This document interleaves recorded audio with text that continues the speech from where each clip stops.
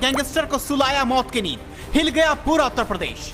लुटेरे घसीटते रहे पर कीर्ति ने नहीं हारी हिम्मत। टूट गई थी सिर की हड्डी अस्पताल में, जिंदगी मौत से लड़ती रही दिलेर लड़की। दो लड़कियां, दो बड़ी वारदात। योगी को ठोको नीति से हुआ ऑन द स्पॉट फैसला। पुलिस ने कुछ ही घंटों बाद किया दो एनकाउंटर। न कोर्ट, न कचहरी, न जेल, न बेल। बुलडोजर बाबा का एनकाउंटर फॉर्मूला 24 घंटे के अंदर अपराधियों को भेज रहा परलोक। यूपी में ठोको नीति चल रहा है, यूपी में बुलडोजर बाबा का कानून चल रहा है। योगी न किसी को जेल में सड़ाते हैं, न ही कोर्ट कचहरी के लिए भटकाते हैं। योगी का मतलब 25 करोड़ की जनता के साथ जिसने भी किया खिलवाड़ उसे तुरंत ठोक दो। यूपी पुलिस के पास है सबसे बड़ा पावर। अपराधियों बदमाशों का हो रहा 24 घंटे के अंदर एनकाउंटर। यूपी के दो सबसे बड़े जिले 24 घंटे के अंदर ही बड़ी वारदातों से हिल गए। जैसे ही खबर योगी तक पहुंची, दिया ऐसा आदेश कि कांप उठे अपराधी। दोनों पीड़ित लड़की और महिला को मिली 24 घंटे के अंदर न्याय। योगी की ठोको नीति पर पूरे प्रदेश ने बजाई ताली। आपको बताते चले कि दिल्ली एनसीआर के दो सबसे बड़े जिले गाजियाबाद और गौतम बुद्ध नगर में घटी दो बड़ी वारदातों से पूरा यूपी हिल गया।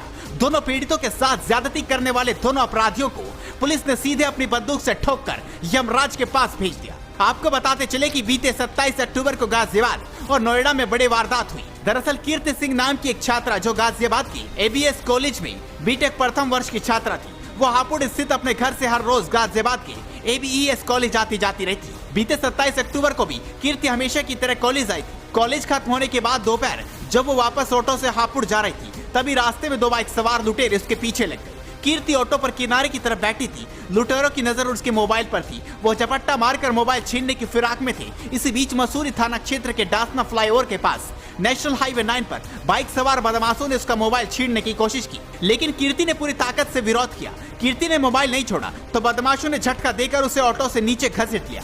कीर्ति 15 मीटर तक सड़क पर खिसकती रही, फिर भी उसने हार नहीं मानी। लुटेरे से कुछ दूर तक घसीटते ले गए। आखिर तक कीर्ति बाइक सवार लुटेरों से लोहा लेती रही, जिसकी वजह से उसके सिर में कई गंभीर चोटें आ गई। वो बुरी तरह घायल हो गई, जिसके बाद उसकी कॉलेज दोस्त ने उसे अस्पताल पहुंचाया और घर वालों को सूचना दी। सिर के बल गिरने से उसके सिर की हड्डी टूट गई। वो आईसीयू में भर्ती थी। अस्पताल में 48 घंटे तक जिंदगी मौत से लड़ती रही और अंत में जंग हार गई। उसकी मौत हो गई, जिसके बाद पुलिस ने कृति के आरोपियों की तलाश करनी शुरू की और सिर्फ 9 घंटे में गिरफ्तार कर परलोक भेज दिया। गाजियाबाद पुलिस ने शनिवार शाम एक आरोपी बोबिल उर्फ बलवीर को गिरफ्तार किया। दूसरा और मुख्य बदमाश जितेंद्र उर्फ जीतू भाग निकला, लेकिन पुलिस और जितेंद्र के बीच मुठभेड़ हुई। इस मुठभेड़ में जितेंद्र घायल हुआ। इसके बाद अस्पताल में उसकी भी मौत हो गई। जितेंद्र के खिलाफ पुलिस में 13 केस दर्ज थी। छात्रा से लूट के मामले में फरार होने के बाद उस पर 25,000 का इनाम भी घोषित था। इस मामले में लापरवाही बरतने पर एक एसएचओ को भी सस्पेंड किया गया और 2 इंस्पेक्टर को लाइन हाजिर कर दिया गया। वही दूसरी घटना ग्रेटर नोएडा में हुई, जहां दोपहर ऑनलाइन कंपनी के डिलीवरी बॉय ने सोसाइटी में युवती के साथ रेप की कोशिश की।